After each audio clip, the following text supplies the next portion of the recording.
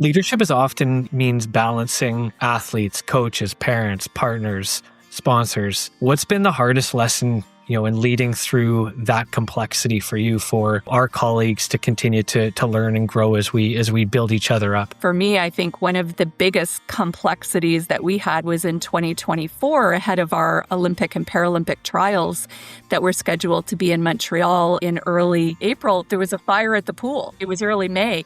Fire at the pool at the end of March. They closed the facility, and we still needed to host an Olympic and Paralympic trials 6 weeks later, actually less than 6 weeks later. And so we were initially looking at it. It had obviously was set to be in Montreal. We wanted to try and keep it in Montreal and Quebec because everybody had booked flights. Like, flights were booked, hotels were booked, contracts had been signed. And so we were really looking initially and having conversations with the coaches, with our local organizing committee about keeping that event in Montreal. Then I talked to the athletes. And when we met with the athletes, the athletes were, no, we can't keep it in Montreal. It has to go to Toronto because we're talking about making an Olympic and a Paralympic team. You need to set us up for the best possible opportunity to make that team, given the high qualifying standards. We have to be in the best facility to be able to do that, and that's Toronto. And so we made the pivot and we moved an entire trials in 6 weeks to be in Toronto.